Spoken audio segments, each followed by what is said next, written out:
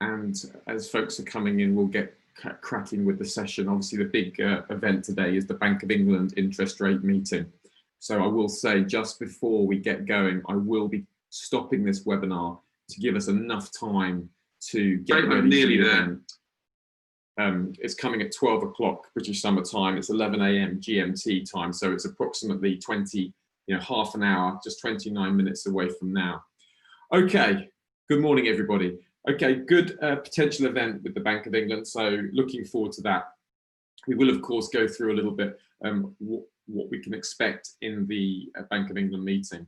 First of all, just want to run over the dominant currency sentiment. We started the session with a dominant Aussie US dollar, Aussie Japanese yen downward bias, and a New Zealand US dollar downward bias. Now, the reason for that is overnight there was growing concerns about a second wave of COVID-19, and those COVID-19 cases have been increasing, and that was leading to a risk-off market. We also had some negative sentiment and some negative data out that came from, the sentiment came from this negative data from Australia and New Zealand.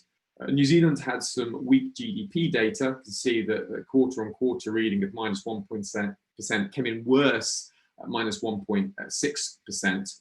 And there was a very poor reading for Australia. That was the highest unemployment rate for 20 years in Australia. So that was a negative sentiment for the Australian dollar, as well as a very poor reading for the unemployment level. You can see that employment fell 227,000 jobs, just missing out on that minimum expectation of -230,000. So the Australian dollar and the New Zealand dollar were both highly pressured in the overnight session. So as a result, we had a bias to the downside for the Australian dollar, Japanese yen, Australian dollar, Swiss franc, Aussie US dollar, as well as the New Zealand US dollar and New Zealand Japanese yen. Now, that sentiment changed on a headline that came out during the session.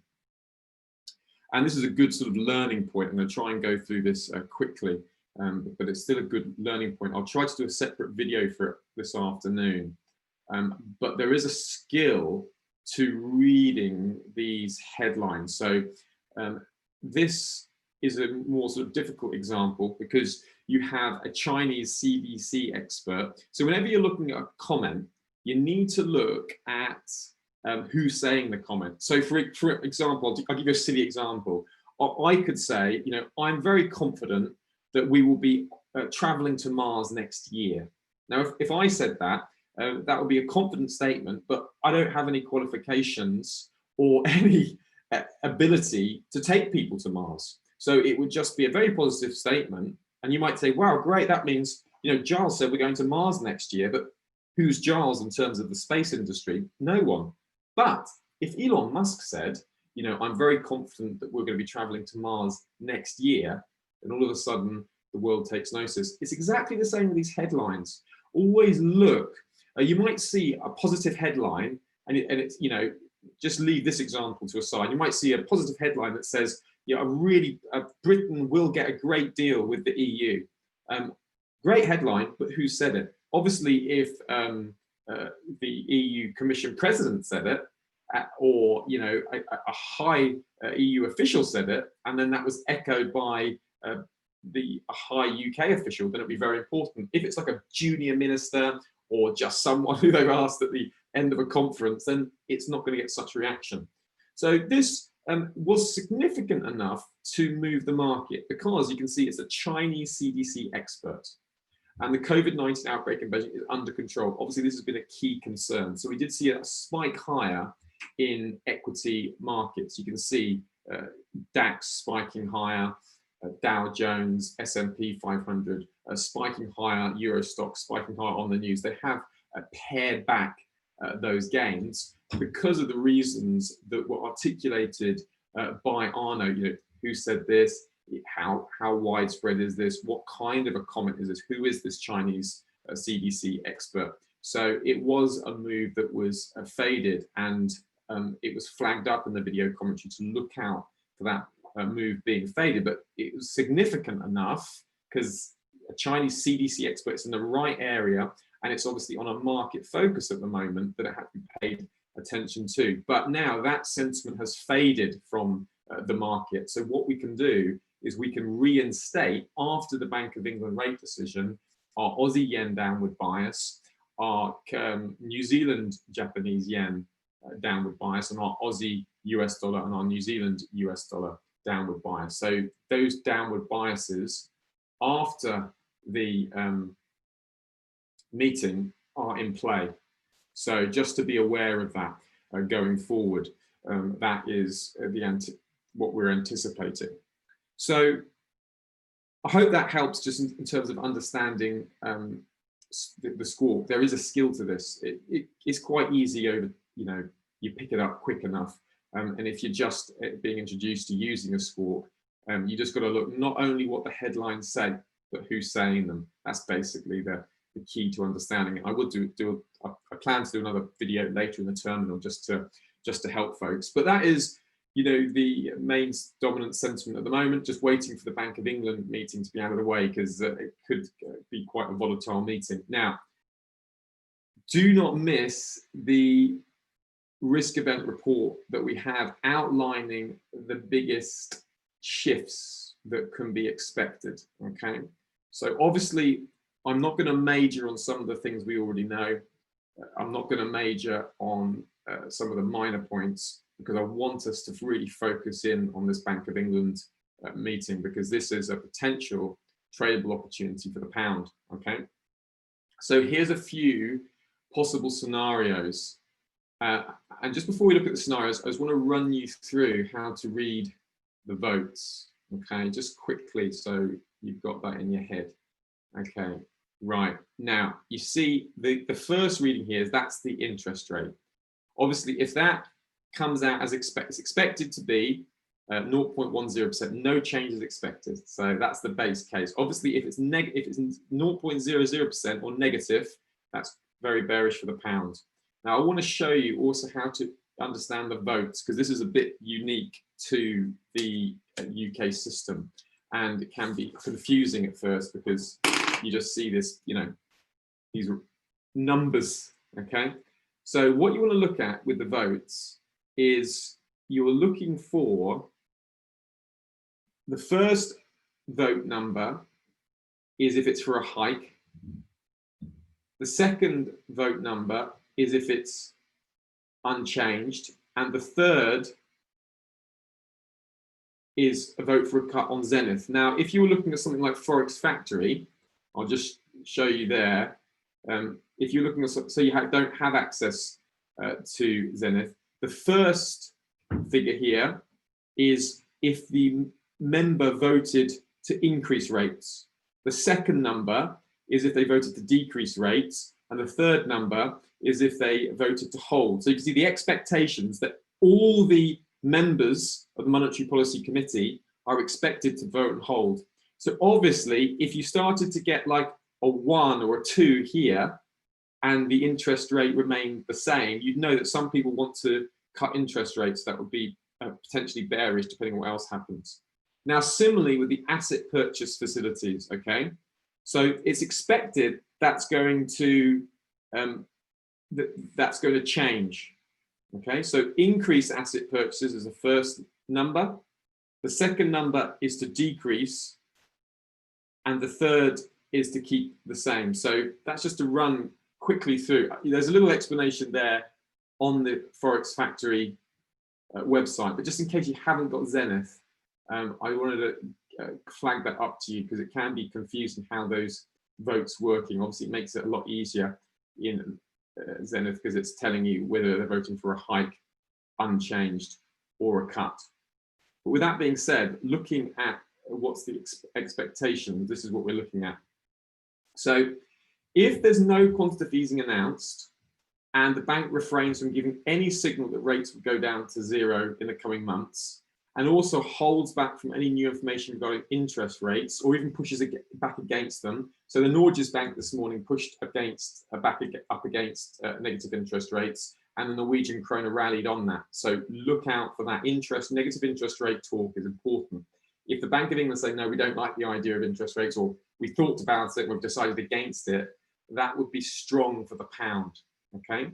So if there's not any additional quantitative easing, the expectations is that there's going to be £100 billion increase. That's the expectations.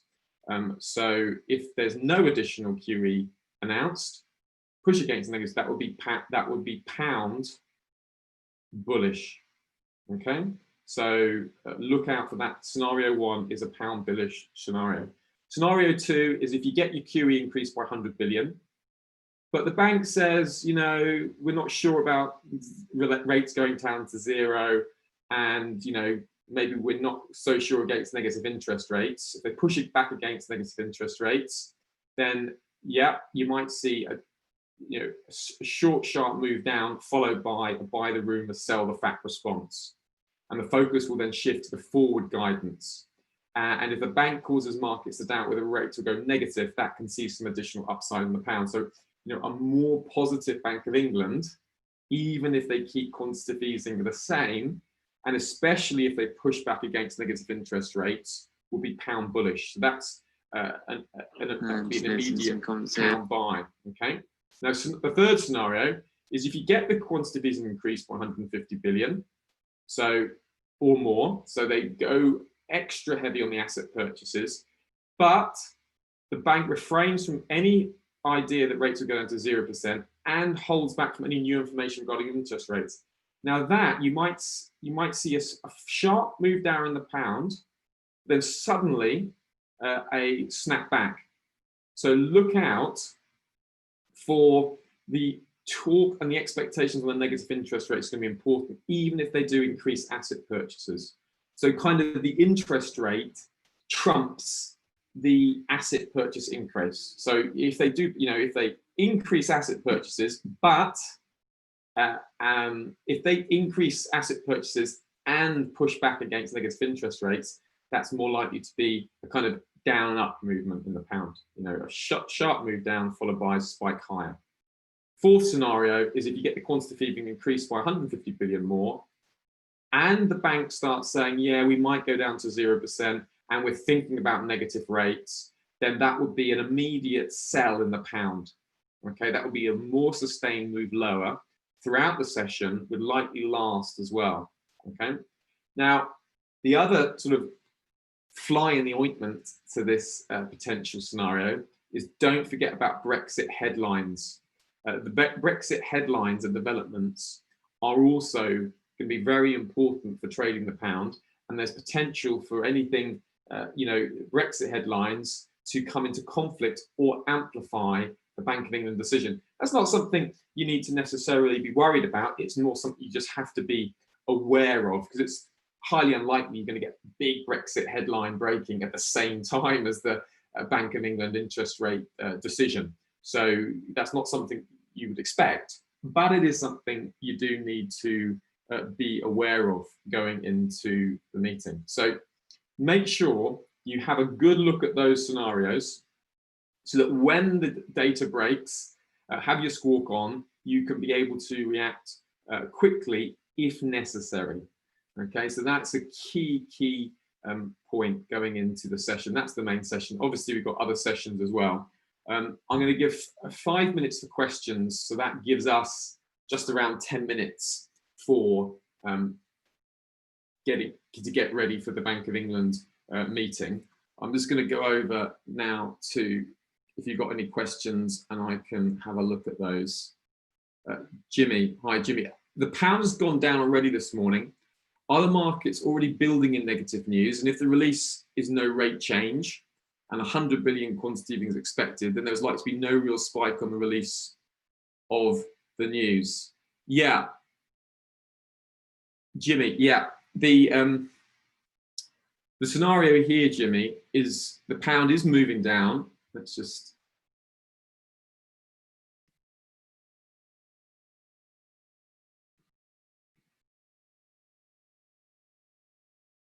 move this down. So yeah, see the pound is moving down into that near-term support level. So you'd expect it just to sort of hang around here into the meeting. Yeah, if there's no rate change, Jimmy, what it'll be, it'll all be on the focus about those negative interest rates. So it'll be all be on the forward guidance. So if you get no rate change and the 100 billion QE is expected, then the market will look, well, what's the forward guidance? So if the Bank of England said, yeah, no rate change, 100 billion QE expected, but we're anticipating to start going negative interest rates by the end of the year, then the pound will be sold. So in that scenario, if it's no change, Jimmy, look towards the forward guidance and then use the trading outlook to see which way the market will go on that. Hi, Mark. Yeah, to what degree could this meeting impact indices? Yeah, I wouldn't expect a massive impact in indices unless there's a really strong, reaction from the Bank of England. If they do, start to use negative interest rates, and we just start to see a sharp move down lower in the pound, that could maybe possibly move risk sentiment to the downside. But I wouldn't expect much of a big impact in the indices. Yeah, Sean, sorry, I haven't actually said the currency pairs to trade for the event, so thank you for reminding me. Yeah, I would use the pound. It's the most liquid and it's the most, got the lowest spread. So I would look at trading the pound for this event.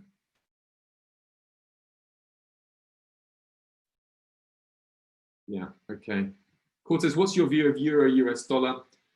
Euro US dollar is being pushed around on the dollar index. You can see the dollar index is kind of, we've been having this tightening range because we've been having risk on, risk off sentiment, switching on, switching off all week. The market's really confused because you've got, on one hand, cases rising in the US. You've also got cases rising in Beijing. However, as we've been pointing out, do those cases result in extra shutdowns? Then on the other hand, you've got dexamethasone as the first successful treatment for COVID-19 being announced early this week, which is positive for sentiment. So you can just see this kind of indecisive move in the dollar index. It's just priming itself ready for some kind of breakout. It's trying to, you can see it's just starting to move out of this triangle. The view for the Euro US dollar is going to be dollar-led. Potentially, if you get any positive news on the Euro Relief Fund that's going to be discussed tomorrow, Cortez, if you get something Austria, Hungary, Netherlands, Denmark, any of those making positive sounds towards the Euro Recovery Fund, that's positive Euro dollar upside and will be dollar Dixie downside. So expect the Euro US dollar to be led by the Dixie at the moment, but if the Euro Recovery Fund comes good and we get some good positive noises that that's going to go in the right direction, then expect the euro to push higher and to drag the Dixie down.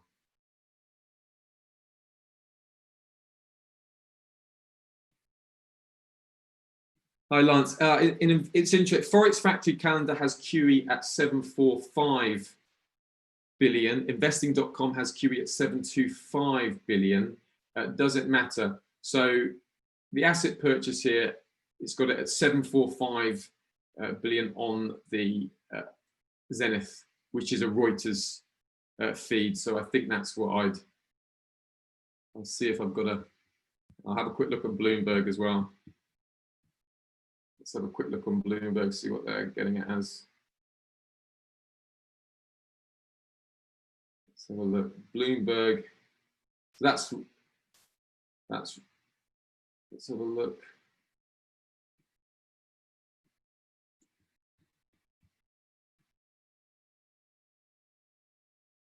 Just having a look here. There we go. Yeah, so Bloomberg have it at 745 as well. Yeah, so you've got Reuters, Bloomberg at 745, Lance. So I go with 745. Yeah, I mean it's only 20 billion, which in the big scheme of things isn't going to matter too much. But I would go with 745, Lance. Yeah, Mark. Yeah, it depends whether what happens. So if say they introduce negative interest rates, it would be an immediate pound sell. You don't need to wait. If it's like clear sentiment, so an interest rate cut is just an immediate pound sell. So it depends on the actual scenario. So if it's something I'm not sure about that, then you might just wait and let the market digest what's happening, and then if you get a clear direction, trade it that way. Or if it's a very obvious negative interest rate, or talking about negative interest rates positively, would be enough of a reason to sell the pound today. Okay, folks, I want to make sure we've got time to get ready for the event. So I know it's been a little shortened version today, but I hope that's been a little bit helpful. Don't forget, look at the risk event report, get yourself ready. So, and only act, into the market when you are sure of which headline you're going to be trading on. And if you're not sure, just wait. As you say, you can always potentially get a pullback later on. Guys, I hope you have a good trading session, and I will be covering the video commentary later on this afternoon. So I'll see you guys in the video commentary there as well. So don't forget, you can always get in contact with me with the chat on the bottom of the videos and just ask a question. I'm happy to answer them if I can provide a decent answer. Okay, guys, take care now. Bye.